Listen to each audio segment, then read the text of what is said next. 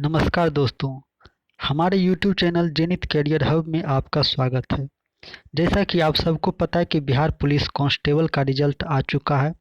अब इसके लिए पीईटी एग्ज़ाम का डेट भी दे दिया है और इस वीडियो के माध्यम से हम आपको इसमें होने वाली दौड़, ऊंची कूद, गोला फेंक और ऊंचाई यानी हाइट कितनी हो चाहिए, ये सब की पूरी जानकारी देने वाले हैं। तो इसके लिए हमने इसके ऑफिशियल वेबसाइट से इसका जो नोटिस दिया गया था, उससे हमने कुछ जानकारी एकत्र की। आइए उसके बारे में जानते हैं। सबसे पहले हम लोग जानते हैं कि अभ्यर्थी का शारीरिक मापदंड क्या होनी चाहिए, यानी हाइट क्या होनी चाहिए। तो जो पुरुष वर्ग के हैं उनका हाइट, अगर वो सामान्य कोटि या पिछड़ा वर्ग से बिलोंग करते हैं तो 165 सेंटीमीटर होनी चाहिए। और यदि वे अत्यंत पिछड़ा वर्ग से बिलोंग करते हैं तो मिनिमम हाइट 162 सेंटीमीटर होनी चाहिए, या एससी एसटी हैं तो 160 सेंटीमीटर होनी चाहिए। यदि आप महिला कैंडिडेट हैं तो आपकी न्यूनतम आयु 155 सेंटीमीटर होनी चाहिए। आइए आगे बात करते हैं सीना के बारे में, कि यदि वे पुरुष कैंडिडेट हैं और वे सामान्य या अत्यंत पिछड़ा वर्ग या पिछड़ा वर्ग से रिलेटेड हैं तो बिना फुलाए 81 सेंटीमीटर होनी चाहिए और 5 सेंटीमीटर फुलाकर बढ़ना चाहिए और फुलाकर 86 होना चाहिए।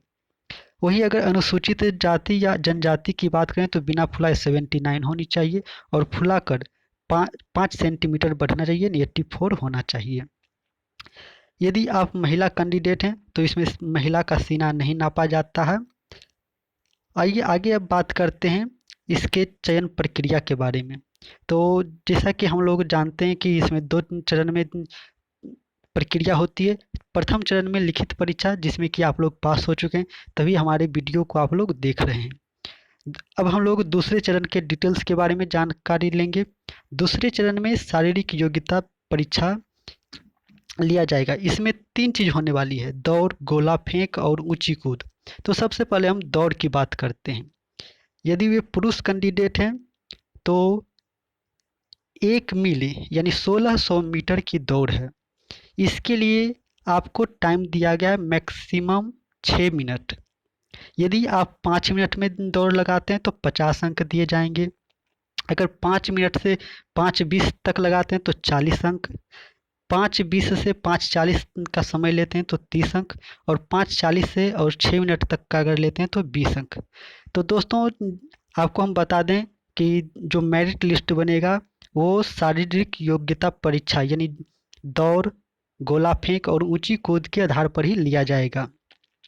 तो इसमें केवल पास मार्क्स जरूरी नहीं है। यदि आप 20 मार्क्स लाते हैं तो कुछ नहीं होने वाला है। आपको दौड़ में कम से कम 30 मार्क्स तो लाने ही लाने होंगे।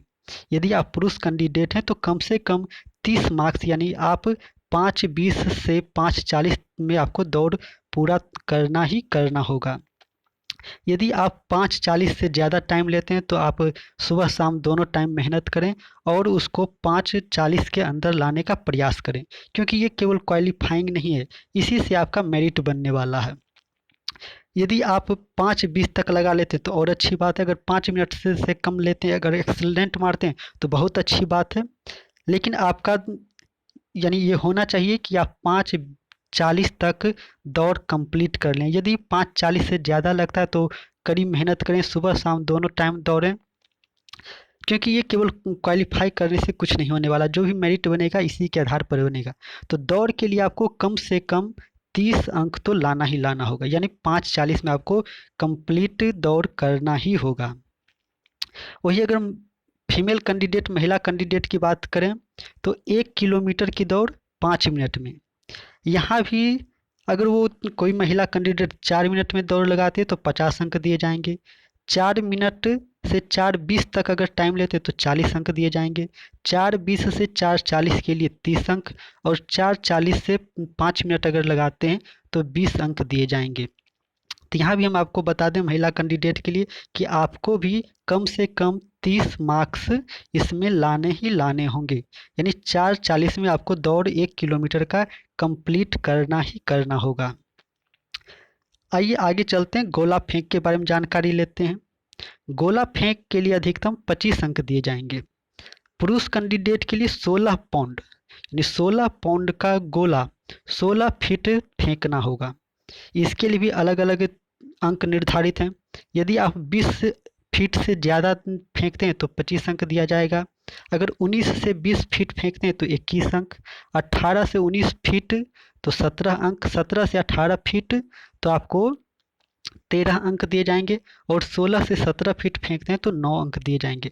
अगर 16 से कम फेंकते हैं तो आप डिस्क्वालीफाई हो जाएंगे। तो यहाँ भी हम आपको बता दें, यदि आप दौड़ में 30 अंक लाते हैं तो यहाँ पर आपको मिनिमम 21 मार्क्स गेन करना ही करना होगा। क्योंकि आपको हम बता दें कि बिहार पुलिस जो मेरिट लिस्ट बनाएगी वो मेल कैंडिडेट के लिए मिनिमम 75 मार्क्स पर तो मेरिट लेगा ही लेगा, और महिला कैंडिडेट के लिए 55 से 60 मार्क्स लाना ही लाना होगा। तो इस हिसाब से अगर देखा जाए, यानी कि 70 टू 75 हो सकता है मेल कैंडिडेट के लिए। तो यदि आप दौड़ में 30 मार्क्स लाते हैं तो यहाँ आपको कम से कम 21 मार्क्स तो लाने ही लाने होंगे। वही अगर महिला कैंडिडेट की बात की जाए तो 12 पाउंड का गोला 12 फीट फेंकना है। यदि आप 16 फीट से ज़्यादा फेंकते हैं तो 25 अंक दिए जाएंगे। यदि वे 15 से 16 फीट फेंकते हैं तो 21 अंक। 14 से 15 फीट फेंकते हैं तो 17 अंक। 13 से 14 फीट फेंकते हैं तो 13 अंक। 12 से 13 फीट फेंकते हैं तो 9 अंक। तो यहाँ हम आपको बता दें कि महिला कैंडिडेट के लिए यहाँ पर आपको मिनिमम 17 यानी 17 मार्क्स गेन करना ही करना होगा। यदि आप इसमें 13 भी गेन करते हैं तो काम चल सकता है, लेकिन पुरुष कैंडिडेट के लिए तो 21 मार्क्स अनिवार्य है। अगर इससे कम लाते हैं तो फिर डिस्क्वालीफाई नहीं, आप मेरिट लिस्ट में आपका नाम नहीं आ सकता है। तो आप प्रयास करें, मेहनत करें और 21 मार्क्स कम से कम लाने का प्रयास जरूर करें। आइए आगे चलते हैं ऊंची कूद के बारे में। तो ऊंची कूद में भी मैक्सिमम 25 अंक ला सकते हैं। पुरुष कैंडिडेट के लिए यदि वे 5 फीट का छलांग लगाते हैं, यानी ऊंची कूद अगर 5 फीट फांदते हैं तो 25 अंक दिए जाएंगे। 4 फीट 8 इंच तो उसके लिए 21 अंक। 4 फीट 4 इंच ऊंची कूद लगाते हैं तो 17 अंक, और 4 फीट लगाते हैं तो 13 अंक दिए जाएंगे। तो यहाँ भी आपको कम से कम 4 फीट 8 इंच का छलांग लगाना ही लगाना होगा। इसमें भी आपको 21 मार्क्स यानी सिक्योर होने के लिए आपको 21 मार्क्स लाने ही लाने होंगे। वहीं अगर महिला कैंडिडेट की बात करें तो महिला कैंडिडेट अगर 4 फीट फांदते हैं तो 25 अंक दिए जाएंगे। 3 फीट 8 इंच यदि फांदते तो 21 अंक। 3 फीट 4 इंच फांदते हैं तो 17 अंक, और 3 फीट यदि फांदते हैं तो 13 अंक। यदि 3 से कम फांदते हैं तो वो डिस्क्वालीफाई हो जाएंगे। तो सिक्योर होने के लिए महिला कैंडिडेट को इसमें 17 मार्क्स गेन करना ही होगा। आइए और कुछ इसके बारे में जानते हैं कि मेधा सूची किस प्रकार से बनेगी। तो मेधा सूची के बारे में यहाँ दिया हुआ है कि मेधा सूची संयुक्त रूप से शारीरिक दक्षता परीक्षा के अधीन तीनों स्पर्धाओं यानी कि दौड़, ऊंची कूद और गोला फेंक के अभ्यर्थी द्वारा प्राप्त कुल अंक के आधार पर की जाएगी। आपने लिखित परीक्षा में कितना मार्क्स लाया इससे कोई मतलब नहीं है, बस आप पास हो गए हैं, अच्छी बात है। आप मेधा सूची के लिए शारीरिक दक्षता पर फोकस करें, इसी से मेरिट लिस्ट बनने वाली है। तो हम आपको एक बार फिर से यहाँ बता दें कि पुरुष कैंडिडेट के लिए दौड़ मिनिमम 30 अंक गेन करना है। महिला कैंडिडेट के लिए भी 30 अंक। यदि आप पुरुष कैंडिडेट हैं तो जितना ज़्यादा ला सकते हैं उतना अच्छा है। अगर 40 लाते हैं तो और अच्छा है, अगर 50 लाते हैं तो और बहुत अच्छा है, लेकिन कम से कम आपको 30 मार्क्स तो यहाँ लाने ही लाने होंगे। यानी कि पुरुष कैंडिडेट के लिए दौड़ में 30 अंक, महिला कैंडिडेट के लिए भी 30 अंक। नेक्स्ट बात करें गोला फेंक का, तो गोला फेंक में पुरुष के लिए 21 मार्क्स लाना ही है, और महिला कैंडिडेट के लिए 17 मार्क्स। नेक्स्ट बात करते हैं ऊंची कूद का, तो ऊंची कूद के लिए पुरुष के लिए 21 मार्क्स यानी 4 फीट 8 इंच आपको फानना ही होगा। और महिला कैंडिडेट के लिए 17 मार्क्स, यदि 3 फीट 4 इंच भी फाँदे तो वो सिक्योर हो सकते हैं। ये हम नहीं कह सकते कि सिक्योर ही होंगे, सिक्योर वो हो सकते हैं। आगे और कुछ इसमें हम बात करते हैं। शारीरिक दक्षता पास करने के बाद आपका चिकित्सीय परीक्षण यानी मेडिकल टेस्ट होने वाला है। तो मेडिकल टेस्ट में आँख यानी कलर ब्लाइंडनेस चेक करेगा, आप सुन सकते हैं यानी सुनने में कोई प्रॉब्लम तो नहीं, ये चेक करेगा। और हकलाहट यानी बोलने में तो कोई परेशानी नहीं होती, ये चेक किया जाएगा।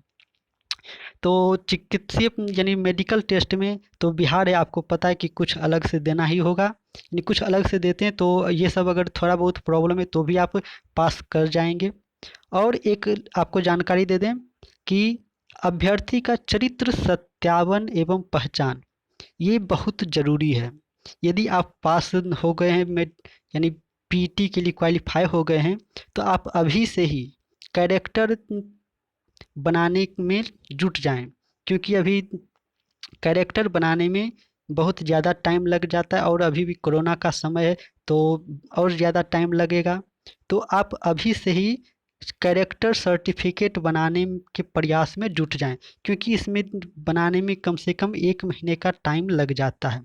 अगर सब क्वालिफाई कर जाते हैं तो उसके पास आपके पास ज़्यादा टाइम नहीं बचेगा। तो इसलिए हम आपको सलाह देंगे कि यदि आप पीटी पास कर चुके हैं और आपको उम्मीद है कि पीटी भी क्वालिफाई यानी पीटी पास हो जाएंगे, तो कैरेक्टर का ज़रूरत पड़ेगा। तो आप अभी से ही कैरेक्टर के लिए अप्लाई कर दें ताकि समय पर आपका कैरेक्टर बना हुआ हो। इस वीडियो में इतना ही। हम आपके उज्जवल भविष्य की कामना करते हैं। यदि आपको कुछ सवाल पूछना है तो आप हमें कमेंट बॉक्स में अपनी प्रश्न पूछ सकते हैं। कोई विचार हो तो आप अपनी विचार कमेंट बॉक्स में दे सकते हैं।